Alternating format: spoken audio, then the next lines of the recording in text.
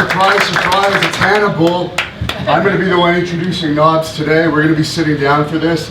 The Hannibal TV, our YouTube channel, has over 70 million views, has just over 100,000 subscribers. So I know all of you here are subscribers. Thank you, Hannibal. I appreciate that you all Thank came you, for this. Hannibal. This is the very first comedy show that Nasty Boy Knobs has ever done. So this is a historic night. We're going to move some chairs over here because he's not going to stand the whole time. Why not? Why not? Why not? Because he's big enough that if he passes away before Kamala, they're going to donate his legs to Kamala. So I've known Brian Knobs for a few years now. I think I had two shoot interviews. His has just been posted, has over 6,000 views in less than a week. His is tied with Marty Jannetty's as the funniest shoot interview I've ever done, so there's huge expectations for this. But let's welcome to the stage former WCW Hardcore Champion, multiple-time World Tag Team Champion, Nasty Boy Brian Knobs.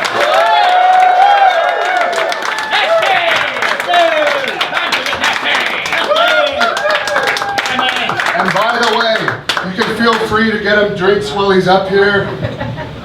Keep his vocal cords loose.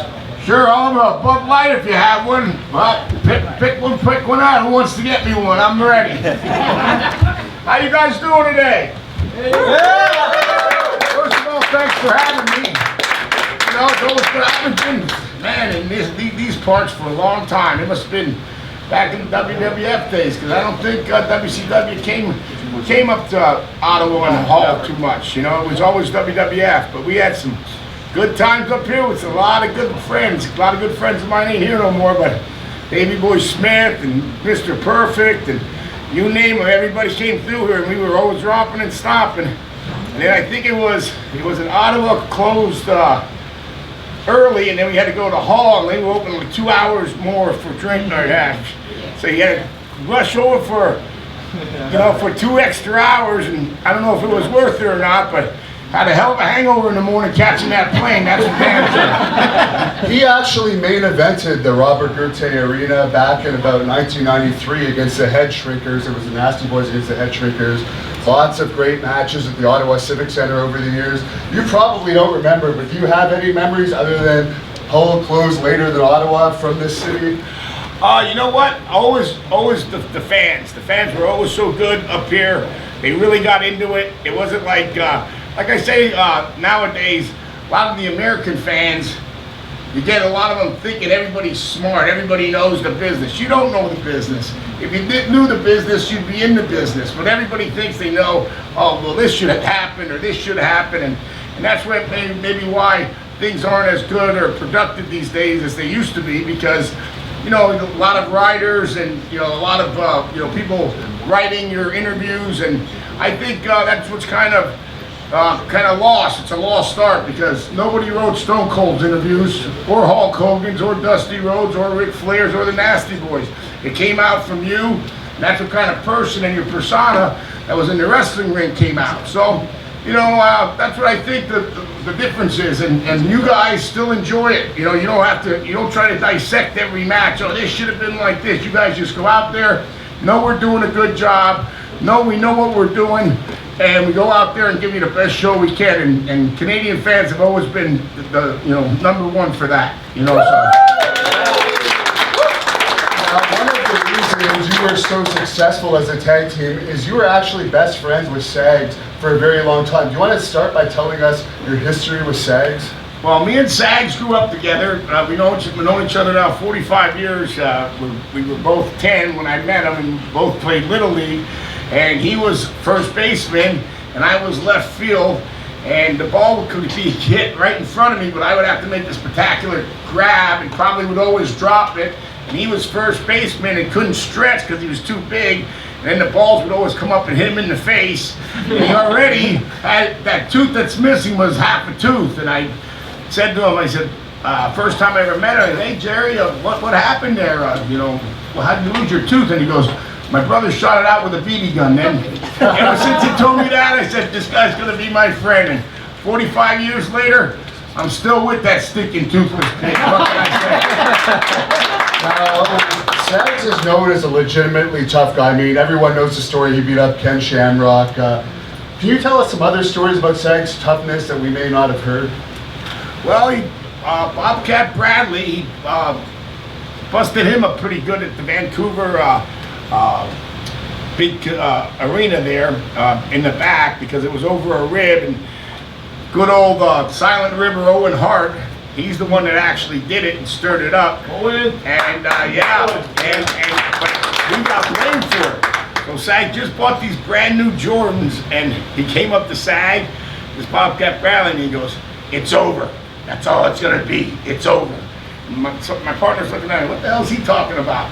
So then we get out of the ring, and Bobcat Bradley's already dressed and ready to go out, and my partner can't find his brand new Jordan sneakers he just bought.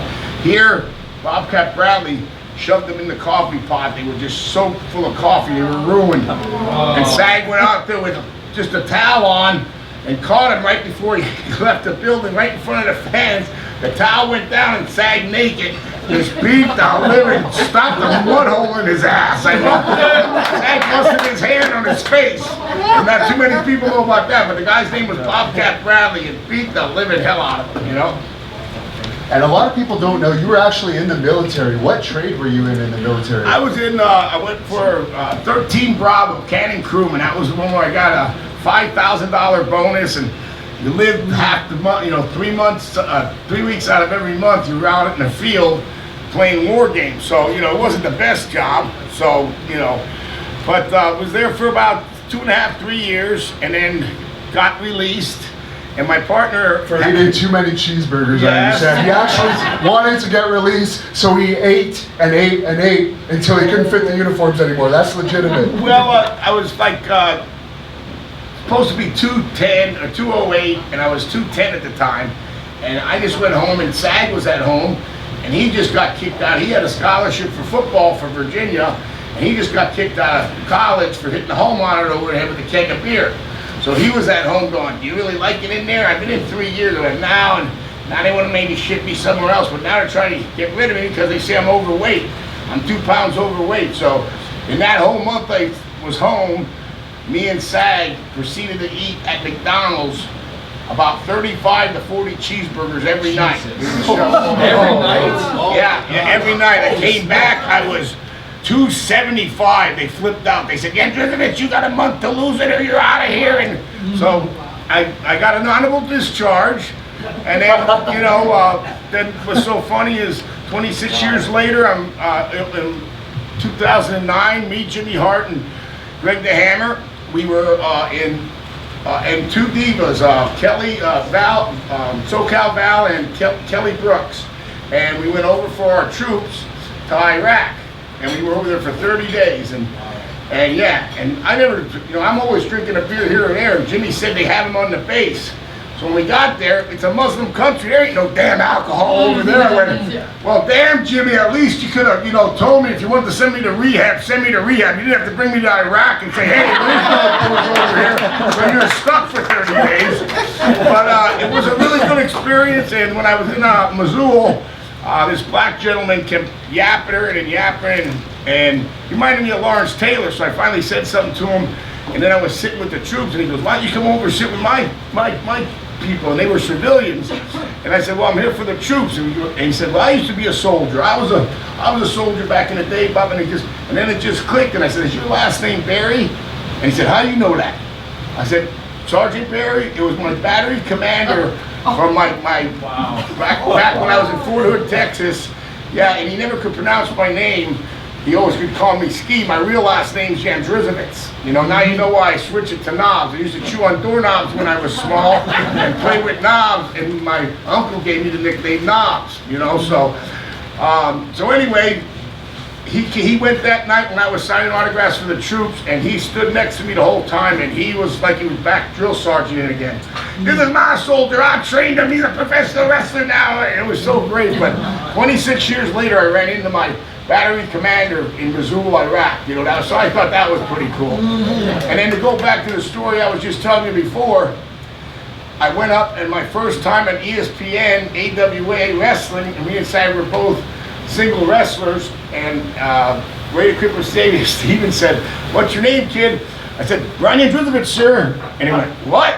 I said, "Brian Andruzovich, sir." He goes, "Well, you're gonna have to change that shit." And I went, "Brian Knobs?" He goes, "That'll work, get out there." So that's how Brian Knobs got, the name got made. I used my nickname and my first name put together, you know? What was Ray the Crippler Stevens' drinking song? You must know it. He used to sing a drinking song whenever he would drink. Oh, I don't know. I remember Amasu Saito's was San Francisco. I left my heart in San Francisco, so he might have been, they used to do that a lot, and Pat Patterson was a big karaoke guy too. Still likes to get, still likes getting on that karaoke. Still thinks he's a good singer too. What's up with the rumor? Let's get into this now. This is a little early, but what's up with the rumors on Pat Patterson? There's all these rumors about him and Steve Lombardi and him and Jim Powers and all sorts of stuff. Did you ever notice? I know you might not be his taste, but did you ever see anything like that when you were back there? Well, we won the belts, didn't we? No, not really. Pat was always really nice, and you heard things. So, to each their own. Who cares? You know what I mean? As long as everybody gets along, who cares? Who cares if this person's this or this? What color they are, what nationality, what they want to be, if they want to even be a transgender. Who cares? As long as they have respect for one another, and just show respect to people when you're out there. That's the way you should live life. I mean, don't too much bullshit going on these days. True or false? Did anything happen between Patterson and Steve Lombardi, in your opinion? Well, I don't know, but they shared a king-size bed together one time. That's all I know. Now, you mentioned the AWA. That was a huge territory back in the day. Definitely one of the top three. There was AWA, WWF, and NWA. Yeah. How did you get booked in AWA, and what are your memories of Vern Gagne? Well, we actually, when we, all the bullshit happened with, me getting tossed out of the Army, getting tossed out of college, we were in a lot of barroom fights every weekend. That was our thing, all these muscle-bound guys that thought their shit didn't stink, all the bodyguards at these clubs, and that was our deal. We're gonna take you out. We're coming in to take you out, boys. And then that's pretty violent there. Where my dad worked for the police station actually, fixing the cop cars, and he was the chief mechanic there. And Matt Millen, who's a pro football player for actually the NFL. 4 Super Bowl rings. He had 2 with one with Oakland Raiders, one with the LA Raiders, one with Washington, one with San Francisco. So he played, and then he went to Detroit and went to be a GM, and he still got paid, but he didn't do a very good job. But Ford liked him. He kept him around for 9 years. But he's the one that took us to his house and said, "You guys are screwing up, and I think you should try that. Why don't you try that pro wrestling, Knobs? You always liked it." So we said, "All right." And at the time, in Allentown, PA, they used to have television tapings there. So when television tapings... You're from Valentine, right? Yeah, I'm from Allentown, so they used to stay at the hotel right there, right down the street from Sags' house. So we got the guy who managed the place, knew some of the wrestlers, and he knew George the Animal. So that night we went to bother George the Animal, and he had a girl with him. Bless his soul, he had a girl with him, and we were driving around the car, and he kept on moving the car, and like, who are these idiots? Finally found out it's the 2 marks from Allentown trying to get in the wrestling business. He recognized us because we had these haircuts back in the day. And so he called me the next day, and he had Jimmy Snuka, Bob Orton Jr., and Mr. Wonderful to beat the living shit out of us, but we were both working. We couldn't go to the hotel.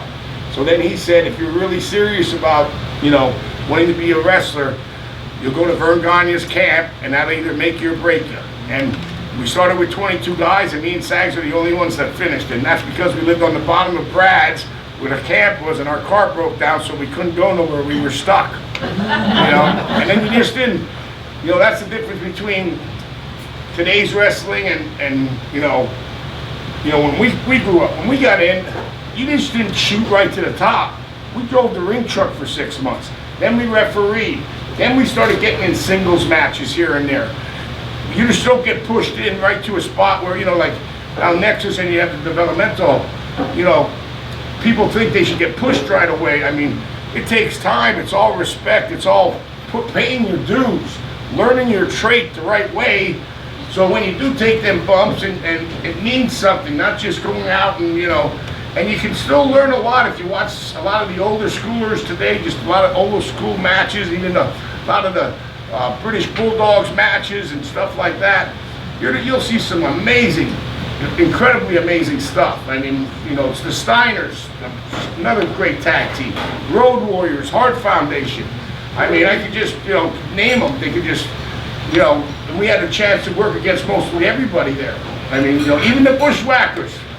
Talk about a good tag team. Yeah, I always had fun with them too. Did the Bulldogs ever play a rib on you? They're known for their ribs. They played a rib. We were their human ashtrays for a whole month. We sat in front of them, and Dynamite would put his cigarette ashes in our head. It would burn our head every once in a while, but we didn't know it till the next day. We go, what the hell? And you go, that fucking Dynamite must be putting his ashes out. He was using me and Sag's flat tops as ashtray lids, So, but he took a liking to us, and to this day, even at the end there, he always asked about us, and through Brett and Harry Smith, who went to see him at the end. And it was really terrible because he lost a lot of weight and everything, but he was a generally great guy. He really was a really good super guy, and that loved the business and did almost everything for the business. And and that's how you wind up when you do that crazy stuff, because he was doing that crazy stuff before any of that, nobody else was. And he was Tiger Mask back in the day. Watch some of the stuff he was doing. I mean, Eddie Guerrero copied a lot of it. Chris Benoit copied a lot of it. I mean, there's, if you just go back, even all the way back, you're going, you just think about, they had that documentary on Andre. Nobody understands, like today, there are places that got things for big guys.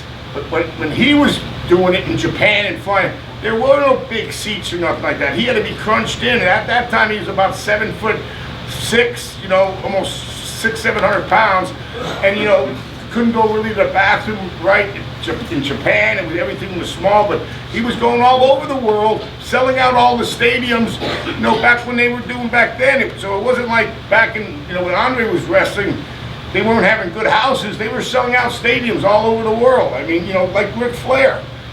Who the hell wrestles an hour a night for, I don't know how many years in a row he did that, like 20 years. That's unbelievably unheard of, to go to different territories and wrestle the Harley races and the Dusty Roses and, Nick Bockwinkel's, and he used to go to all the different territories, and every night he would put in an hour. Every night it was an hour of wrestling, and that's hard to do. It really is. That reminds me, you mentioned to me that Sags was banned from Ric Flair's recent birthday party. You were there, but why was Sags banned? He wasn't banned. I was just joking with him because we were ribbing Rick, and then he was ribbing Rick. So I told Sag later on that he was banned, but he really wasn't. But Sag was going, why did I get banned? I didn't do anything. I said, that's because you were acting like an asshole like you always do. If you can't rib your partner, who can you rib, right? Now I love the story where you guys caused a ruckus with Ric Flair at the bar and he ended up getting thrown out. But is there any other stories about Ric Flair at the clubs that people might not know about? When we were in England, there was a thing started with always the old guys, young guys, and then Piper was his guy, and Piper picked me to party with, so, don't do that. That was, God bless Roddy, he's not here no more, but that wasn't a challenge I would take on again, because that son of a bitch, he definitely... There's a reason why he's not here anymore. He's definitely a great guy and a great soul, but you don't want to, challenge him on anything, because Roddy Piper goes to the fullest, you know what I mean? But we had this thing going on, and so Rick always got into a big skirmish and like a half shoot. So we were at Springfellows in England, and he put his shoes up there, and I said, "Are them $450 snakeskin loafers?" And he goes, "No, they're them $650 snakeskin loafers. I said, really? And I just threw him across the bar, and the bar was full. I don't know if he ever got him back. Then he got Hannibal on my ass because I did that. Then Hannibal wanted to kill me. But there was like a veterans, like an old guy, young guy thing going on there at the time. And I don't even know how it got started. Ric Flair was old back then? Yeah. But Shawn was the one that started it all. Shawn Michaels, you know, he was known to have his hands in a lot of stuff. Always, you know, him and Marty used to.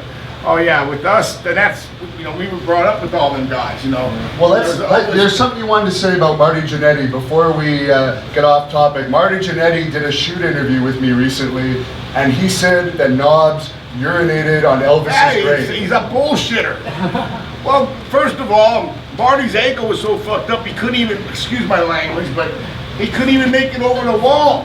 He couldn't. We couldn't even lift him over the wall, and it was hard getting over that wall. I mean, it's all jagged at the top. So I jumped over first, and then I told Sag and Shawn that I used to be in the Army. I got the words, and don't worry, I guess. So all you heard was like a tank going through leaves. You could hear me a mile away, and they had guards all over the place. And when I got to the tree, I went, "Hoo-dee-hoo, hoo-dee-hoo," and Sag and they were looking at each other, and on top of Elvis as well, going, really? They really think that there's an owl hanging out at Elvis's place somewhere going hootie-hoo in the middle of the morning, you know? So we made it up there. Marty never made it in, but we made it all the way up to the grave, and we all had a beer at his grave, which was great. And then all of a sudden the security found us and said, they're over here. So Sag went over the fence, Marty went over the fence, and I was so out of breath to get up there, I couldn't make it over the fence. I crashed through the barn fence in the back. So then I couldn't pull myself back over the wall, so I had to bury myself in leaves up to my neck, and I stayed in there for about an hour to let everything calm down. And I was real quiet so I could find the smallest spot in where his wall is, because there's a couple spots that goes down where I could grab and pull myself over. This is in Memphis at Elvis's old house, right? Yeah, For anyone who doesn't know. Yeah, but Marty said he was there, and I shouldn't say this or should I say that, but Knobs just went and got up and urinated on Elvis's grave. I said, I didn't do that. Marty wasn't even there, the fucking liar. What the hell's he doing? He's making up his own stories like Hacksaw does in his book. Hacksaw uses half of our stories to explain his stories. And he said to me, whoever writes the book first, kid, gets to tell the stories. Well, you tell us a story about Hacksaw. He's been to Ottawa lots of times. He used to wrestle for Great North Wrestling. What story do you have about the big Hacksaw, Jim Duggan, who I introduced when he was in Ottawa doing a comedy show a few years ago? Well, he hates this, but you know, they played cribbage in the back a lot. So it was Macho and Sag played and Duggan. So then Sag started it, so he just made up a little chime, and the chime went like this. Hacksaw Duggan, that's my name. I'm a fucking asshole, bing a bing. So that was it. So all of a sudden, boom, he said it, and I went, hey, Hacksaw Duggan. Me and Sag went at it for about, in the locker room, sitting and going back and forth for about an hour and a half. And now Macho's playing cribbage with Hacksaw, and he's going, that's not cool, brother. You're calling you a fucking asshole in front of the boys, you know? So now he's stirring Hacksaw up, right? So all of a sudden, it's going on again. It's going on for about an hour and a half now. So all of a sudden, who walks in humming it and singing it? Marcus Bagwell. Duggan jumped up, he said, not from you, Bagwell. I'll take it from these jackasses, but I'm not taking it from you. Bagwell's eyes sunk back in his head, and he ran out of the locker room full blast.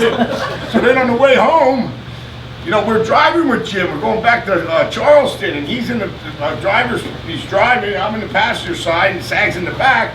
He didn't talk to us for like 35, 40 minutes, and we're going, Jim, is there something wrong? Is there something going on here?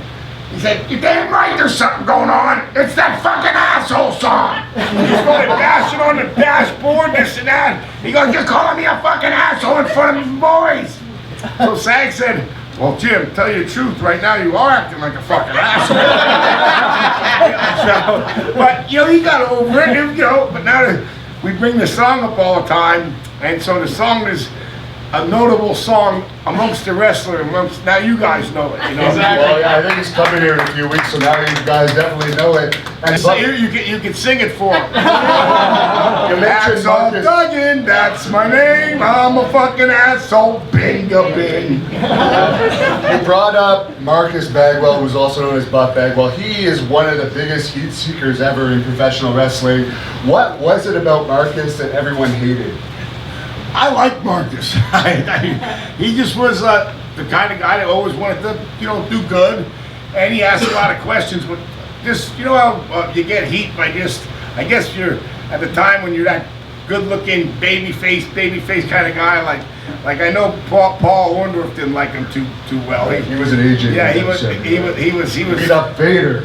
Well, he was hitting him in the corner. This is a work. This is a shoot.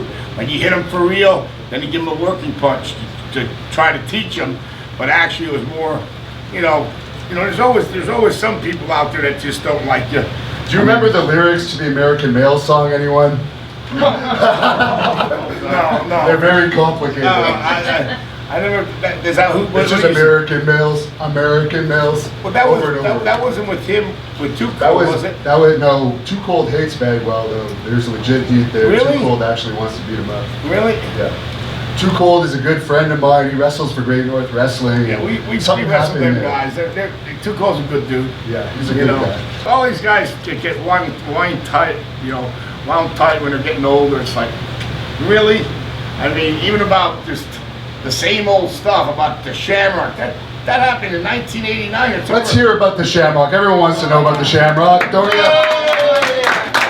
Well, no one really want to hear about it. I was drunker than hell.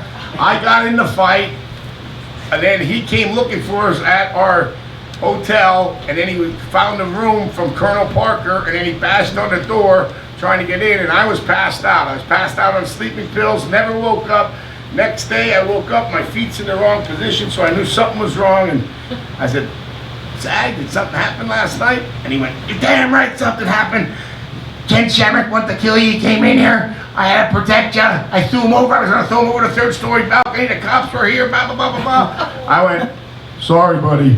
And I turned around and went back to sleep. Well, let's set the record straight on something. Colonel Parker told me that he actually called you guys and notified you in advance that Ken Shamrock was He did not. He's a liar. He did not. He went, this is what really happened. Because you guys beat him over the head with that phone. Apparently his head was like swollen. Nobody beat him. I was out cold. If Sag hit him with something, Sag hit him, he busted in the room, you're breaking and entering. It's called street fighting. Anything happens, it happens. You know what I mean? So whatever happened, but I was sleeping through all of it, so I don't know. But I know he went to Colonel Parker's room, and we know what Colonel Parker did. They're right up there, room 365, right up there. It's okay, shaking. There's Ken Hannibal by the shirt. He did not try to call him and tell us he was coming on his way up. Fucking Robert Fuller's a bullshitter, even though hopefully he's doing good, because he did. He actually just recently got hit by a car. Oh, really? I didn't know that. Yeah, he's doing pretty good, but he was. And he has a shoot interview on the Hannibal TV. Check it out, everyone. Yeah, but he was taking his nephew across the street. Some guy kind of hit and ran him, but he's getting better. But he messed him up a little bit, So. Did you ever see Shamrock since that incident? His what? Did you ever run into Shamrock again since that incident? Yeah, we ran into him a couple times. Actually, the last time he shook my hand. He asked me how I was doing. I don't think he didn't shake Sag's hand, but he shook my hand. Now you talked about the Macho Man, Randy Savage. Yeah. Tell us some more stories about him. I want to dig it. Oh, Mach was the greatest. He was the real deal. We're just a real good. He talked like that. Believe it or not, that wasn't a voice. That's the way he talked, and he was just a good guy. Go out, like to have beers, and just a guy I thought would live forever, that was a shock to me because he had the heart attack. That accident didn't have nothing to do with the heart attack. He had the heart attack at the light, and he was already dead, and the car rolled through the light. So he already had the heart attack. People thought he got in an accident, then had the heart attack. No, he had the heart attack. And what's weird is 2 weeks earlier, he had his mom at the heart doctor to get her heart checked, and he never got his checked. You know what I mean? So, yeah, so that's a shame. But yeah, he was definitely always. We went with him one time, and they took us. Him and Hulk took us. They went and bought his dad Angelo a 1960 Cadillac, and we drank all the way from LA back, and we went to just get some sleep before the night's matches. And they took us out to this would-be thing in Michigan. It took about 2 hours to get there, and oh my God, that was the worst. That night we were just burnt the hell out. But we were there when he actually gave the car to his dad, and his dad had tears in his eyes when he gave him for his birthday gift, a 1960 Cadillac, old Cadillac convertible. And we went there and helped Randy pick it out with Hulk. It was me, Hulk, Sag, and Randy. And that was a good time, good time to remember, you know what I mean? Macho was always good, man. He really was. In your opinion, there's always the rumor, Lanny actually told me this off the record, but everyone always says that he actually slept with Stephanie McMahon. What's your opinion on if that happened or not? I don't know. You hear different rumors, but it's all rumors. Who knows if it happened or not? I mean, I don't know. I would never. Yeah, that's something I don't even think about. Because I know Macho, and that doesn't seem right. That Macho would, if she was older, maybe. I thought she might have been in her 20s, but I don't know. I remember her when she was just a little girl, just like Shane. You traveled with Shane, right? Yeah, well, Shane used to room with me and Sag. So his dad said one day, and I called him up and said, I'm staying with the Nasty Boys tonight again. And he said, oh, yeah, okay. All right, Dad. Oh, all right. Well, okay, I'll be home in about an hour. And all of a sudden he hung up the phone and he says, Dad won't let me stay with you guys no more. I don't know what we did, but I guess we were just bad influences or something.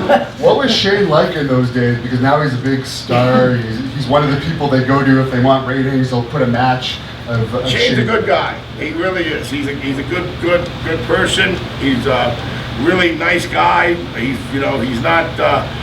I'm not pretty sure he's not in as much as Stephanie is. He told me he's still doing his thing, but he's not like he was in before. So it's still like Triple H and Stephanie. You saw him at Flair's birthday, right? Yeah. He texted a picture of you guys to Vince. Yeah. And Vince said, don't worry, Dad, Nasty Boy's got my back. And he texted right back in 3 seconds. I told you to stay away from them guys. After 20, 30 years, what the hell, Vince? Jeez.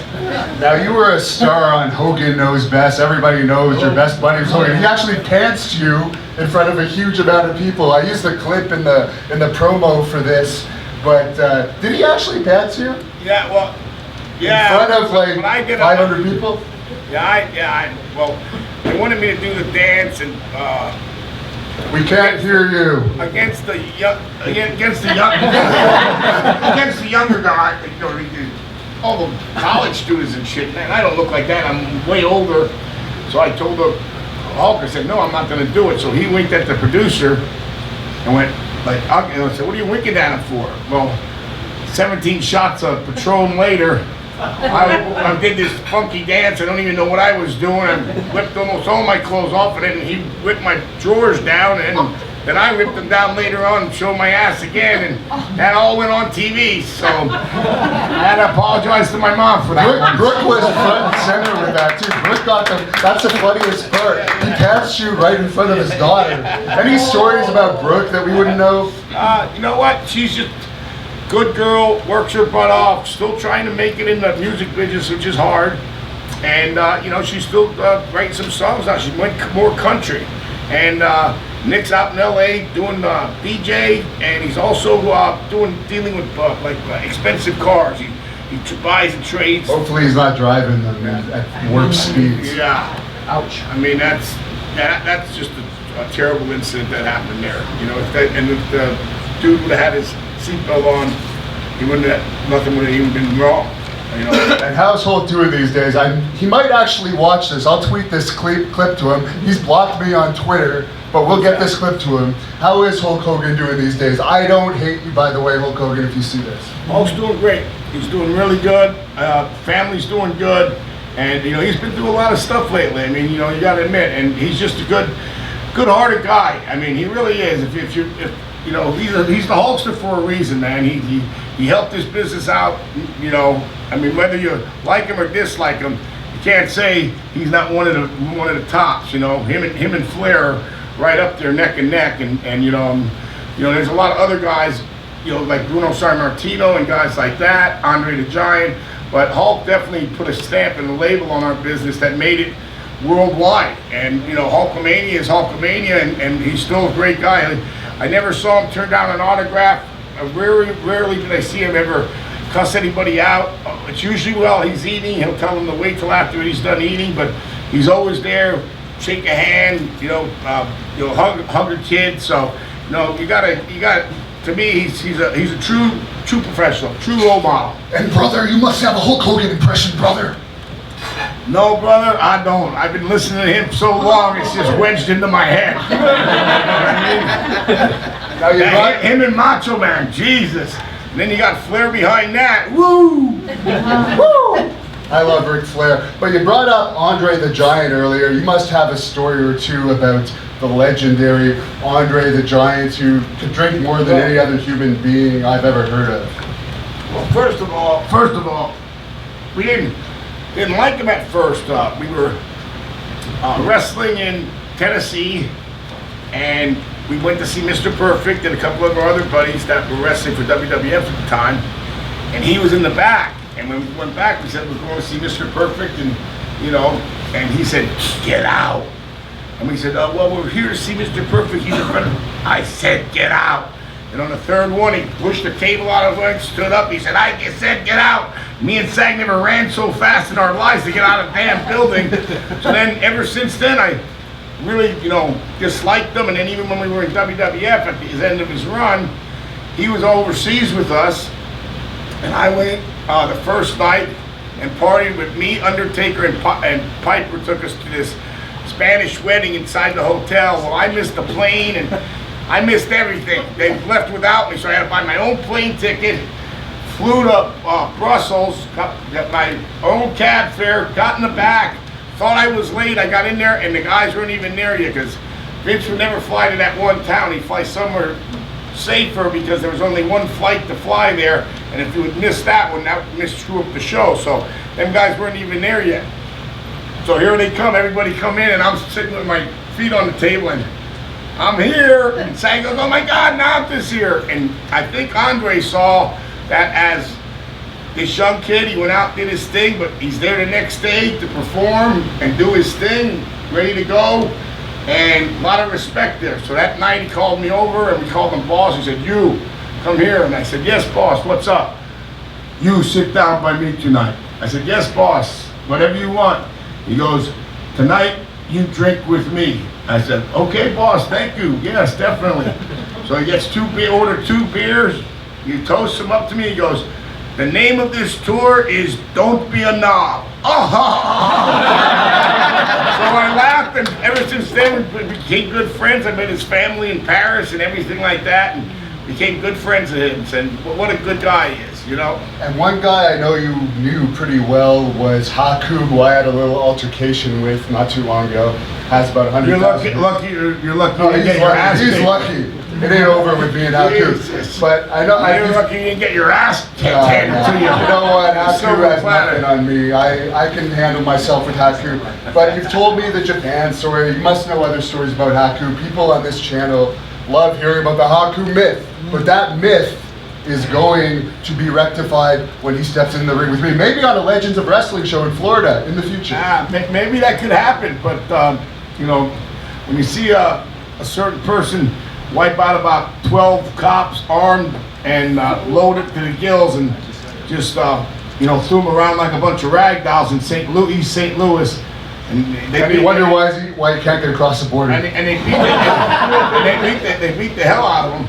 But the next day he was there to wrestle, but they put a beating on him bad. They were there, Billy clubs. You were there for that?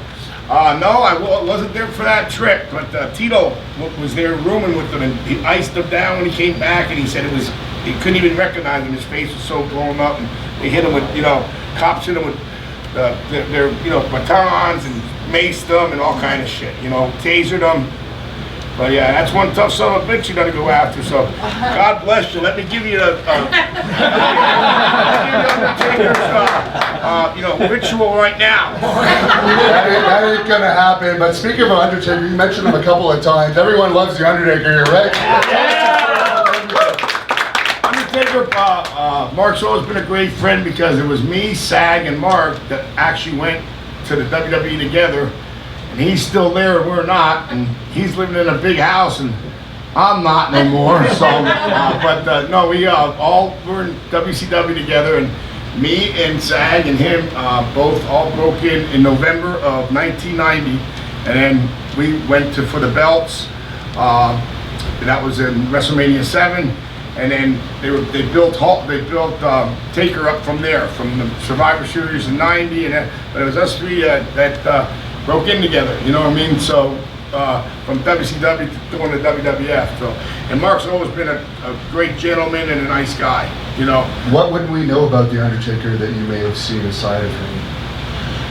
You know what? He's real quiet. He's a quiet guy, not loudmouth. He's just real quiet. Does his own thing, and he kind of just hangs out and he's nice to everybody, but he's just he's been doing it a long time. I mean, you got to give it. When we started in '90, so damn, what is it? They're on WrestleMania 7. He started. So he's actually wrestling on this Saudi Arabia show coming up too. So he's still in there. Goldberg's also on that Saudi Arabia show. You must have a couple stories about Goldberg. He's coming back. Bill's doing really good. He has Dodge commercials now, and he has that show, the Goldbergs. He's trying to be an actor. I keep telling him, keep on trying, Bill. You weren't much of a wrestler. Let's see if you can be an actor. No, Bill's a good guy though. I met him when I first came back to WCW after, he was there, and then after you got fired, after Nash and Hall beat the crap out of Sags, legitimate. Yeah. They injured him. They injured his neck. But they got Scott got the shit kicked out of him, but Kevin didn't. Kevin somehow squandered away from that one. I don't know how he got away from that one, but it all happens, and all these stories are old. It's like, geez, get on with your life. When you hear about some of the things, I mean that was even, God, that's almost 30 years ago. That was 95 or 96, I think. Yeah, time goes by fast. You were actually WCW Hardcore Champion when they brought you back. Yeah. So, did you ever fight Goldberg when you were Hardcore Champion? Yeah, I fought Goldberg, but not in that match. He didn't fight me in the Hardcore match. It was just a regular match. You would have won if it was Hardcore. Yeah, I would have whooped his ass. That took a lot out of my, seriously, the way I wake up in the morning and that, man, I wake up like a tractor trailer every morning. And it definitely was for that last 4 or 5 years when I was wrestling on my own, and it was hardcore. And they weren't buying anything from the buildings. We were using regular stuff that, like if we went to Ottawa, we were using the stuff that was at the building for the last 20, 30 years, like cast iron trash cans, the kind that, actually give you a concussion if you get hit over the head with them, and the big padded wooden steel chairs, and tables that weren't, cut open and spliced, and all it would have took them was $100 to go to Home Depot and buy some stuff that we could use so we wouldn't kill each other, you know what I mean? And I threw Finley through a table, and it was made of Formica, and it nearly cut his leg off. It came down like a hatchet. His leg was hanging off. I took my shirt off and put it over it, called the medics right away, canceled the match. And he was in the back, and I got one cut right down here, and I was asking for all kind of pain medication. Not Finley. He didn't want no pain medication. Just sew it up, he says. Just sew it up. I went, damn, your leg's hanging off. What do you mean just sew it up? That's one tough Irishman right there. Fit friendly, yeah. I actually heard Ken Shamrock say that pro wrestling was harder on his body than mixed martial arts because you're taking that punishment day in and day out. Every day, and you're not throwing just 3-minute rounds or 5-minute rounds. You're going, sometimes you're out there 10, 15, 20 minutes, 25 minutes, 30 minutes, and you're out there every night. Back in our day, we were 300 days a year. We were Saturdays and Sundays.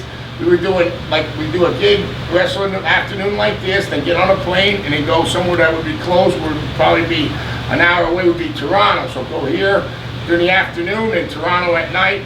And we were doing that forever.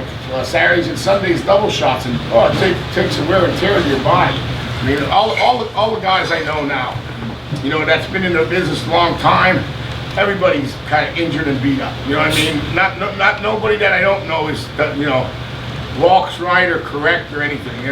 Even some of the biggest and best bodybuilders in the world that in the business. I mean, look at Lex. I mean, God, I love him to death, but he took a turn when he used to be the total package. Now he's in a wheelchair, and ever since he had some kind of herniation deal with his neck, and it definitely takes this business takes a toll on your body. And we do it before you guys, and I'm just happy like you guys showed up today, so I can say thank you for you thanking me. I mean, it just shows that you guys still watch, and you still like the old school. And, to me, old school always ruled because it was a different time back then. The managers, they had the tag teams that were tag teams. They had even midgets. I mean, they had every sort of variety put together, and they still kind of don't have that these days. I mean, you don't have too many of the characters. Like you had the Hacksaws, you had Jake the Snakes, you had Big Boss Mans. Everybody had kind of a different kind of character or different kind of gimmick. Now everybody has the small shorts, small tights. Everybody's tattooed up. Everybody looks the same. I mean, to me, but they still go out there and bust their ass. I can't say that. I watch some of the stuff they're doing, and I say, if you keep doing that, you're not going to last very much longer. I mean, coming off the top and landing on the floor and doing them flips and all, eventually you're going to blow something out, So, but I do take my hat off to all of them. I mean, I really do. But, I wish they would bring some of the older stuff back. A couple good managers here and there is always good. There used to be all kind of managers. You had Bobby the Brain, Mr. Fuji, you had Slick, you had Mouth of the South, Jimmy Hart, baby, Now, one casualty of the wrestling business is the Ultimate Warrior. He unfortunately passed away in his 50s. Do you have any stories on the Ultimate Warrior? He's always a popular subject on my channel. You know what? He was a strange character. He was always out there doing his own thing and got into politics and all that stuff.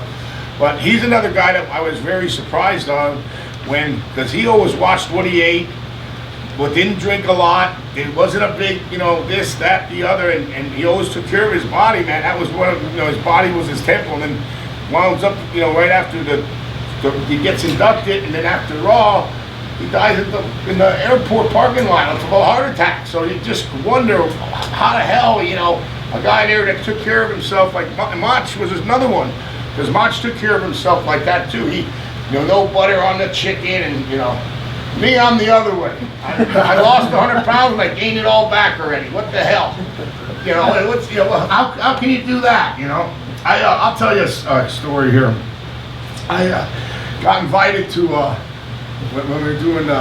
They didn't have it for Hogan Knows Best, but it was a charity event, 5,000 plate per person. So Linda invited me and my wife, and then we were the only wrestlers that were invited, and everybody else were, Hulk's friends.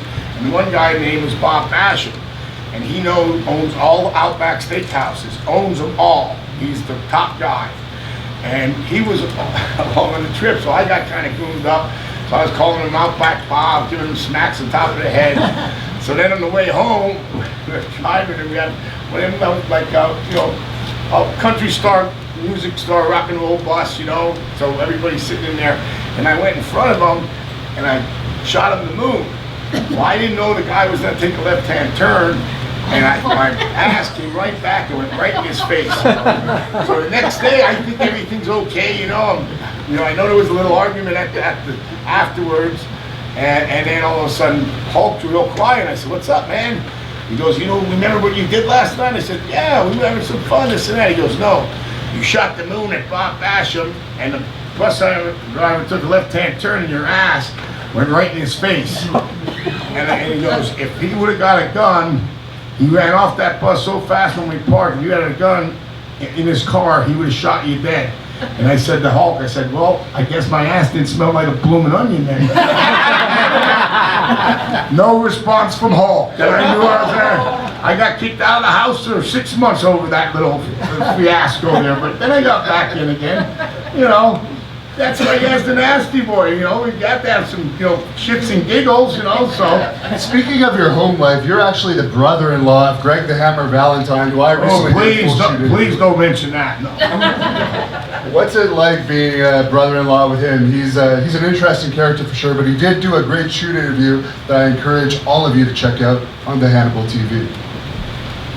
Greg's a good guy, he's been through a lot, his dad was a hell of a wrestler, and he went through it at the time when his dad wanted his dad wanted to stay younger, so he was calling him a brother instead of his son. You know what I mean? Back in the day. But Greg's one of the greatest ever. Greg has a sixth sense of humor. If you get to know him, he has a sixth sense of humor. But he's real quiet.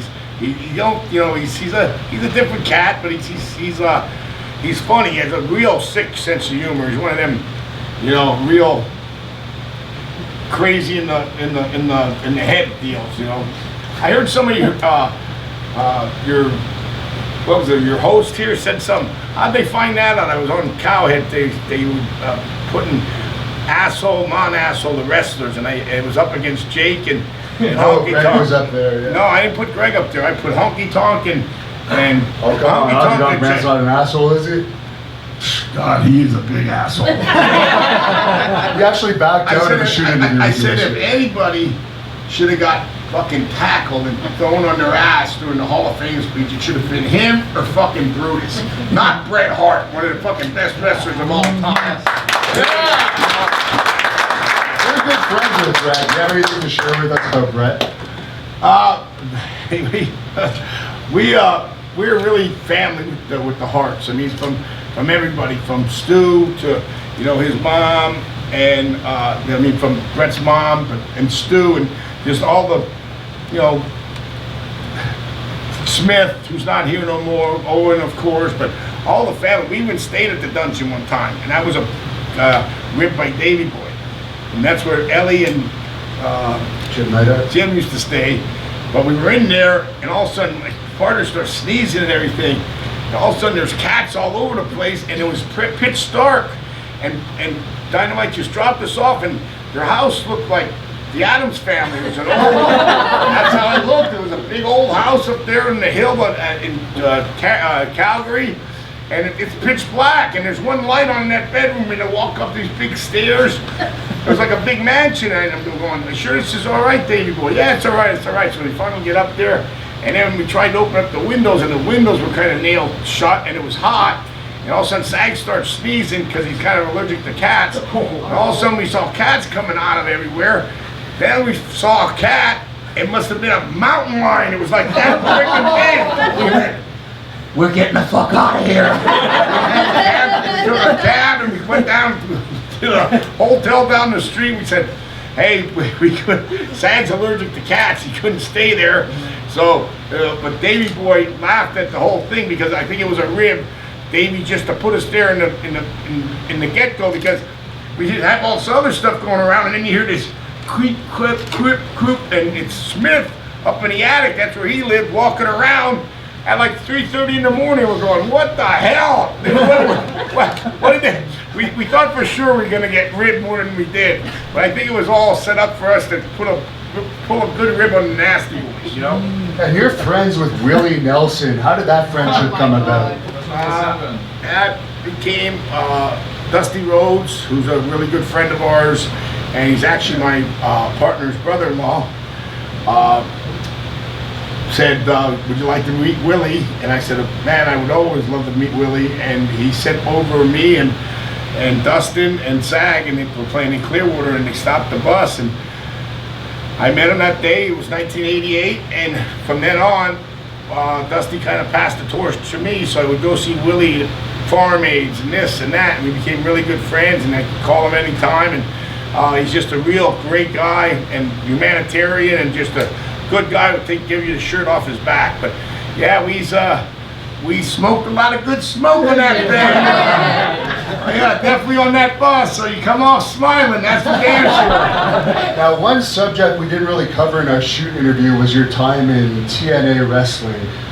What could you tell us about your time in that? And I don't know, were we in TNA wrestling? We never signed a contract. Zach said that's the first place we ever got fired from, or we were really never hired. I mean, yeah, but Hulk asked if we'd come in, and we were supposed to come in later, and we never really signed anything. We were just, every time we wrestled, they gave us a paycheck, but we really never had a contract. So there was no firing to be had. It was just, you know, and they didn't do it right anyway. And TNA was never, you know, to me, it was never, no, it never was that. Even when Hulk and everybody went there, you know, and they brought the you know, NWO in, it still didn't get over. It even didn't, you know, Vince was never worried about that. I mean, Vince is worried about the new one, AEW, because, you know, that has some good talent there, and you know, when he sees something going on, he's definitely going to be on it and try to block that. Right, so, like he did with the XWF. That's one thing we never talked about too. The XWF is a league that Brian started and had Hulk Hogan, Mr. Perfect, huge stars in it. Roddy Piper. Yeah, Jerry Lawler was in it too. Yeah, what happened with that? I guess Vince. Well, we only had the guys for 60 to 90-day contracts, and we're still trying to get a TV deal. And he started picking the guys off. The guys he said he didn't want no more, all the old guys. And he saw that it was still had, and he put a big hole in the side where we were trying to sell the tape. Now Vince is picking the guys off because we only had them for 60 days, and 45 and 60 days and 90 days. So the first guy he got was Hogan, and Hogan wrestled The Rock at WrestleMania 18 against at Tokyo, and not Tokyo, at Toronto Skydome. Yep. So.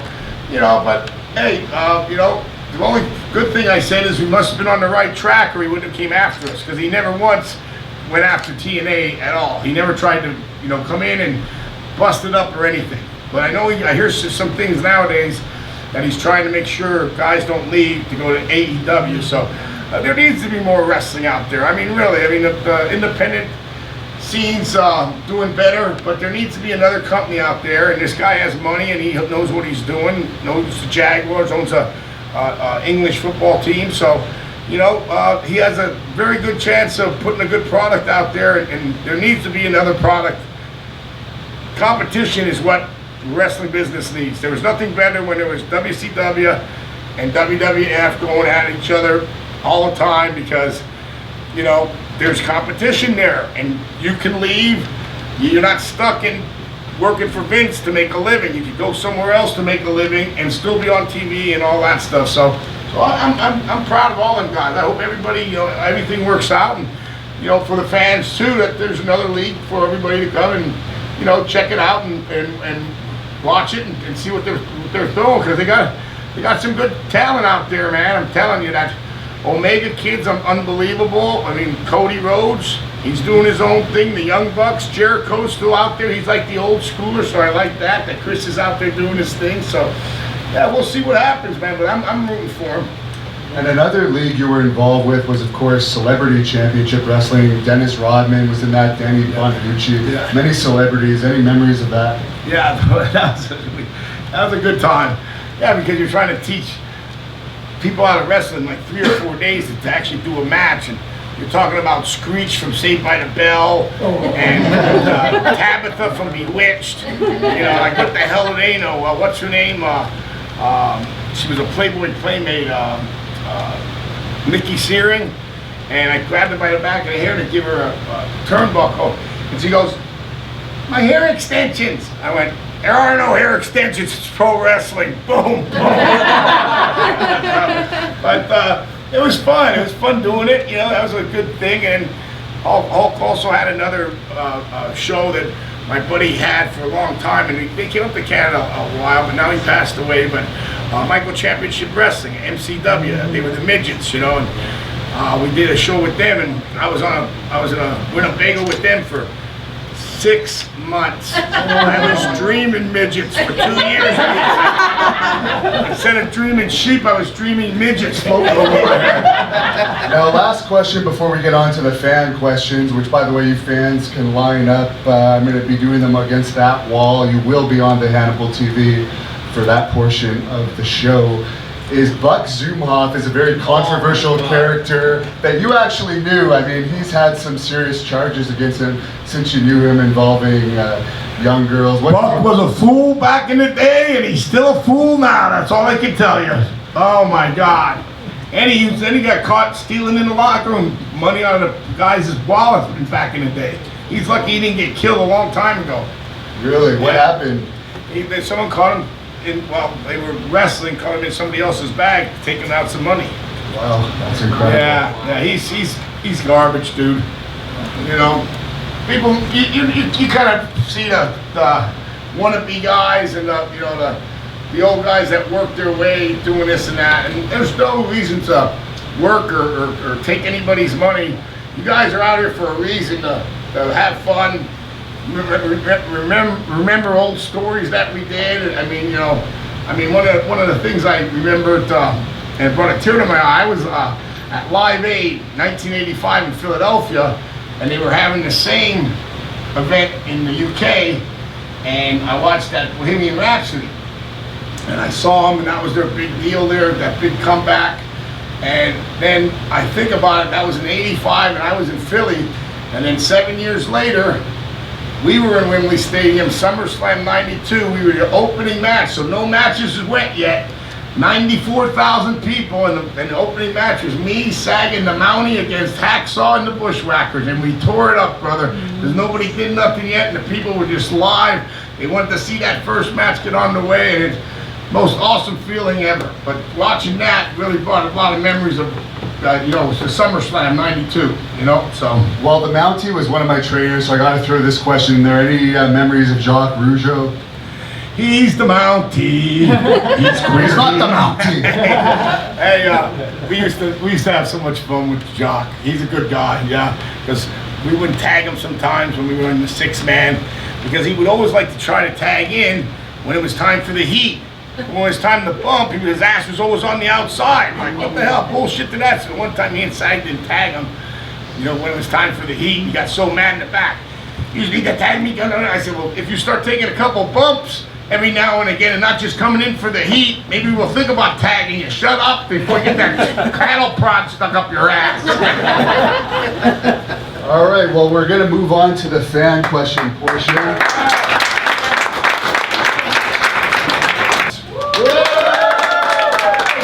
Coming out, everybody. I appreciate this.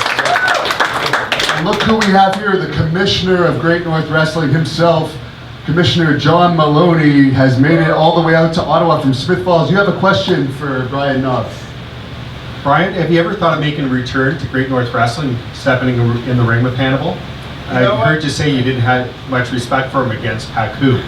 Well, you know what? We would maybe bring Hannibal in and make him the third nasty boy, and this way he could do all the work like we just did with Rikishi's Tonga Kid's son. We did a show in Detroit, a legend show, and we were up against a couple of the young guys, and Rikishi said, "Just feed my nephew, bro. Just feed." So me and Sag just kept on throwing the guys in. His nephew's gonna be the next big Samoan star. He's unbelievable. The stuff he was doing out there, the flips, and he's 300 pounds, going over the top rope on the 3 guys. He's just unbelievable. He's just that good. I know eventually he'll be with WWE, yeah. It's really great hearing some of the stories. You tell them very well. So thanks a lot for coming in for this. Oh, thank you. Hey, good luck on keep it up, man. We'll come in for a signing or something. You can come out for a signing and a run-in. That's always good. Yeah. Little Pity City action. It's going to be a long walk to that bus, I think. All right, here's a Nasty Boy fan here with the shirt. How are you tonight, sir?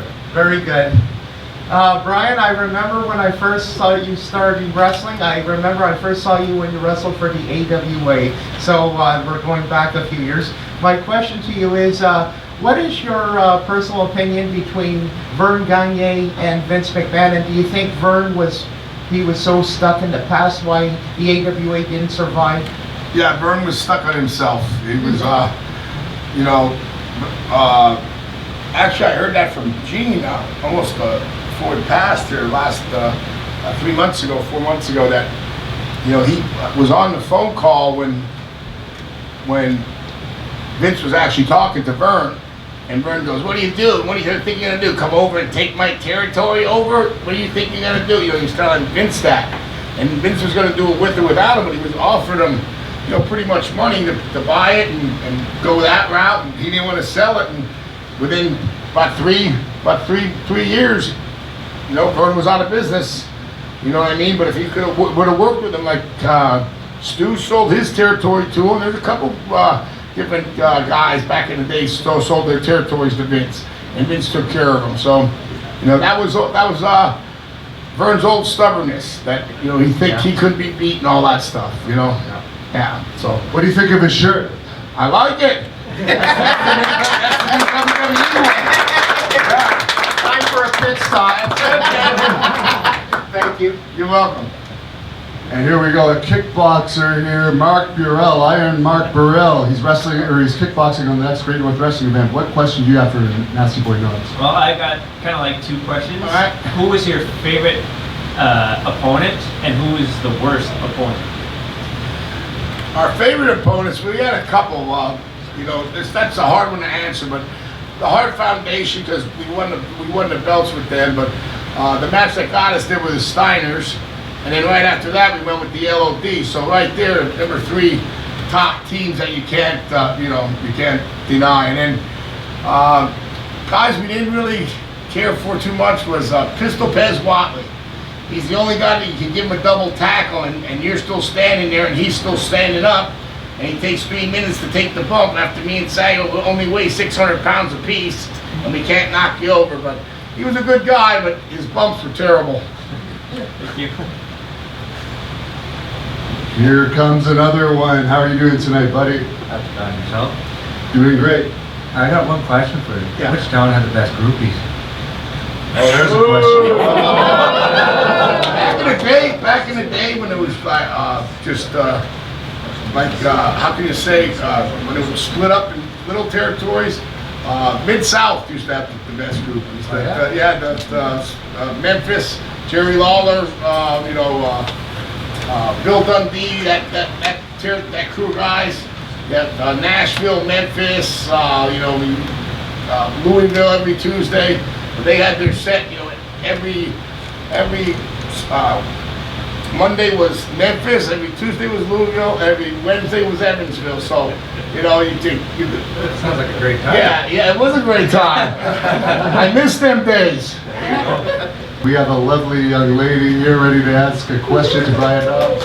Okay, not a real wrestling fan, so what about when you were a judge on that show? What made you don't remember being, so I love reality TV, so Yeah. I'm sorry. Trailer Park Justice, I think it was. Yes, Trailer Park Justice. We almost had that on made a few mistakes, the producer did, but we would have been on the air. I wanted to make it all real, and they had to have it real cases, but have improvisational actors in there, and I think that's where it kind of took this flip, because if they would have had real, trailer court people in there, trailer trash, going through, this guy, pissed on my grill, and, there was stuff like that, and then I could have handled it, but they wanted to go with the improvisational actors, but real cases. Okay. So, but thank you for that.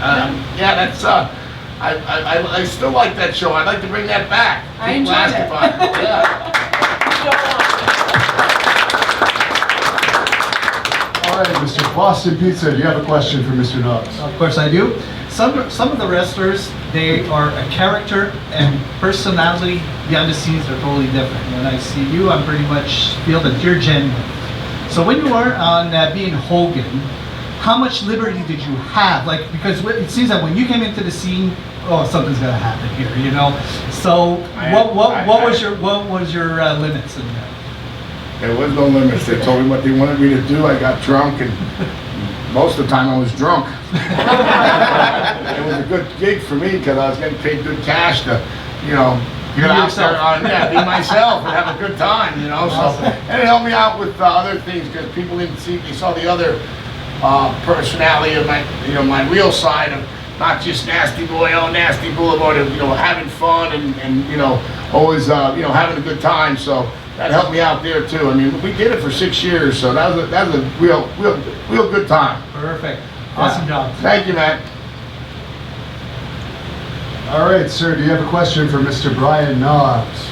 Yes, first of all, it's an honor to meet you, Mr. Knobs. Thank you, man. My question is a WrestleMania question. WrestleMania 7, I would like to hear your story with the experience with the Hart Foundation, winning the WWE Tag Team titles. Yeah, it was Los Angeles. Yeah, that was the best. That really. Macaulay Culkin was there too, if I remember correctly. Yeah. Hey, so was the Fonz. You know, that's true. And Lou Ferrigno too. And Lou Ferrigno was there. Yeah. So was good old Regis. Regis and Alex Trebek were there too. And Marla Maples, our president, one of his ex-wives. But yeah, that match will always be in our hearts because that's what marked us and labeled us as. It stamped us. We won the, you know, WrestleMania 7. We won the WWE World Tag Team Championship. So it wasn't at a SummerSlam or something like that. If you want to win one, you want to win it at WrestleMania. And yeah. So that was a good, and it was a good time. I watched it not too long ago, but all of their matches were good. I watched it from, you know. Yeah, they had all kind of different matches. You know, they had the model against Jake, the blindfold match, then the soap opera, Dino Bravo, and they had the soap opera with Liz coming back. Yeah, and all the people crying. I mean, that's talk about having the people. All the women. Yeah, that doesn't happen anymore. No, you don't ever see that. And they were actually crying that they're back together. It's like, I'm like, but that's pretty powerful shit there, you know? It was soap opera, like you mentioned. Just one more question again about WrestleMania 7. At first, the venue was supposed to be at the Coliseum. It was supposed to be a big venue, over 100,000 fans, but then it changed to the... Because the war broke out, remember? And so was there a threat to the show? If they were going to have it there, they would have had spend so much on security to make sure it was safe that nobody was going to try to go bring a bomb in or nothing like that. Was there any threats or? No, just because the war broke up, they had to have it extra certified with security, and it was easier and cheaper to do it at the LA Arena than it was the Coliseum. But I would have still liked to have it at the Coliseum because that would have been 90,000 people. You know, at least 94,000. Even though I was at WrestleMania 8 was 68,000, and then Wembley Stadium was 94,000. So, yeah. Well, thank you, sir. Thank you, man. I think that I speak for everyone here when I say I would love to hear a story about Corporal Kirshner. Do you have any great stories about Corporal Kirshner? You know what? He was always a nice guy, but I really never hung with him. I just knew him like when I was on the road, and I haven't seen him in years. You know, I just saw the Corporal Kirshner fan. Yeah. I'll have to look for it. I'll try to look and I'll tell Hannibal. Perfect. If you ever find him, let him know I'm looking for him. I will. Thanks. All right, we have another beauty here ready for a question for Knobs. Hi. Pranks. What was your best prank in the back, and who was it? You know what? Was told a long time ago, never admit a rib, because this way now, then they know you actually did it. But there was a lot of, one of the best ones was I shaved Ric Flair's eyebrows off. Oh, and he was mad. He wanted me fired when we landed in London. He was fucking pissed. He even told me this the other day. He goes, "You bastard, you told me you wouldn't get me in." And I shaved mine off, but the door opened when I was shaving mine off, and that stooge Terry Taylor saw me and told Flair I shaved my arm off because I tried to blame it on Mr. Perfect, because I had mine shaved off before, so it's no big deal, and I'm an ugly, nasty boy anyway, so I went, oh, he got me, and Flair goes, you're full of shit. Terry Taylor saw you shave your own eyebrows off in the bathroom in there earlier.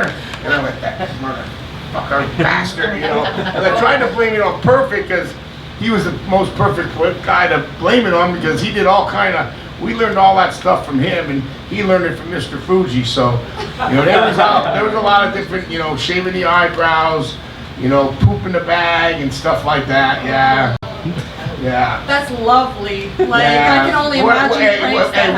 What a business, huh? I'm telling you. Thank you so much. Yeah, you're welcome. What's your question for Knobs, sir? Yeah, first of all, happy belated birthday. Thank you very much. As my son pointed out, I'm not going to mention your age because I'm 3 years and 51 weeks older than you. Wow. 56, I can't believe it. I'm on the wrestler's death list since I'm in my 20s. I'm still here, baby. My question to you is, yes, if AEW was to approach you and offer you a contract to be a trainer or a wrestler teaming up with the Sags, would you take it? Yeah, I would have to see what it's about. You know what I mean? I would definitely like to do something like that. That wouldn't be a problem. I'm telling you, probably. I'm not going back. You know, there ain't no one more run for me. I'm just, my body's beat up, man. I mean, just, you know, I could go out there and still pull off what I pulled off in Detroit because I still know how to do what I do. And you know, when you have your buddies around you, like the Bret Harts and the Rikishis and the Hacksaws, you know what I mean? And everybody get together. It just, you know, get everybody that likes each other so that people see that. So, you know, people in that arena with this 3 weeks ago saw that we were all having fun. So if we're having fun, that means you're having fun because they see we're having fun. You know, and I got to give the real stink face to one guy. Rikishi let me do it. So I actually gave him the real stink face. I didn't, you know, pull the underwear, everything came down. He got the real stink face. Yeah, felt pretty good. And you know, I mean, I did the armpit and the stink face in one night. Well, thank you for coming on. It's great to see you. Thank you very much. Thanks for having me. And it was his birthday this week, so that's nice of him. I think what was it, Wednesday was his birthday or something like that? That was Monday. Monday, yeah, Monday was his birthday. Happy birthday. 56, still here. What can I say? All right, and last fan question for today. What do you Here we got? go. What do you got? Okay, hi Brian, nice to meet you. And I'd like to know when you guys were tearing up the rings or whatnot in the NWO and Hogan and that, what was the persona behind the Click? The persona behind the Click was just a bunch of guys, which Triple H and Hunter and Hunter and let's see, Scott Hall, Kevin, Sean, X-Pac, and they all had their little group of guys, and at the time they had the power also with Vince, so you know they were telling the angles to do and what more of a. It wasn't ever run that way before, you know what I mean? Yeah. There was always Pat Patterson was running it with Vince or this and that, but they gave them guys the handle, and then they were kind of like the Click, and if you weren't on the side of the Clicks, but we weren't in there at that time because we were friends with Sean, so we would have been right in there, but we were down WCW at that time, but yeah, that's. I remember the time when they had a TV segment where Johnny Page, the Diamond Cutter, the Razor Ramon. Yeah. And then they had all hell broke loose after that. Yeah, I don't know which was a work there or not because Scott and DDP are pretty good friends, so I could think that could have been a work. You know what I mean? Just to say they actually after it was known the Click, and so they started using it as an angle for actually to use it as we're after the Click, so that's how it kind of came to be. So that might have been just a work, right. Okay. Good. Okay. I didn't really watch too much of DDP stuff. Your opinion on DDP since you brought him up? DDP's one hell of a yoga instructor, I'll tell you that. He put me through that. I couldn't even move. I was huffing and puffing in 30 minutes. I couldn't believe it. And he had me just doing the rolls and the stretches, and it actually helps out a lot of people. So good for him. And he's always a go-getter. I known him before he ever was in the wrestling business, so we knew him when he was a big bar manager and everything. And he's always been cool. So, you know, more power to everybody, and especially positive people. We need more positive energy out there. Everybody's always negative and this and that and the other shit. You hear a lot of wrestlers always cut down other wrestlers. And I do that. I mean, you live the hell of a life, enjoy it. You know, we're out for the latter part of our careers now, and you know, we're still having fun. We're still having fun sitting down here talking to you people, just bullshitting and talking about old times and what kind of matches were this and how it was this guy, and it's fun because I grew up over half my life with most of these guys. I mean, I've been in the wrestling business now 34 years, and I'm 56, so half my life I've been with the Bret Harts and Macho Mans and Hulk Hogan's, and they all been friends of mine forever. You know what I mean? And my partner's the longest, 45 years. So I don't know how to get rid of him, but I guess he's stuck to me. And where can people follow you if they want to look you up on social media? I'm at Brian Knobs, at Brian Knobs on Twitter, and then my Facebook is, I think, at Brian Knobs. And there's a picture of me standing there. I have a Nasty AM shirt on, so you can notice me there. And never probably going to. I didn't start the Instagram yet. I'm not into the social media. I got to, because it does help so much to get out on the social media thing, but I gotta get doing it, and I'm not too good at all that stuff, especially spelling. That's why I have to talk my texts, and I don't spell too good. That's why I got into wrestling and got chairs smashed over my head, okay? Well, we're at The Hannibal TV on Twitter and Instagram, and thehannibaltv.com is our website. We're also on Facebook at The Hannibal TV. Any final message for this great crowd? Give yourselves a round of applause. Thank you very much for having me out, listening to my stories, some old stories, stuff brings back some good memories.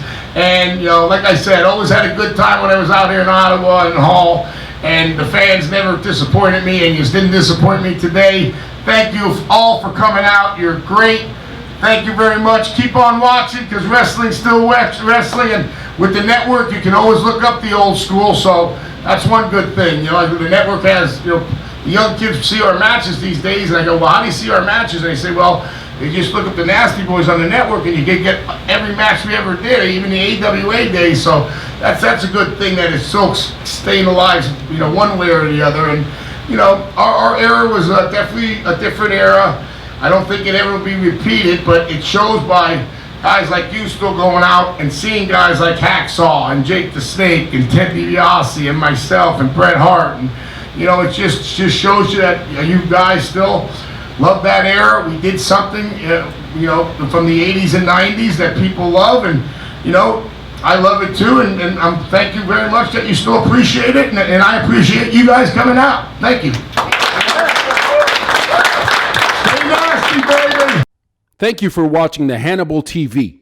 Please like this video if you enjoyed it, and click the subscribe button to not miss any of our latest shoot interviews, match videos, or news updates. Support us on patreon.com for $1.99 a month to watch our full shoot interviews ad-free and help our channel grow. Follow us on Twitter at The Hannibal TV for instant updates.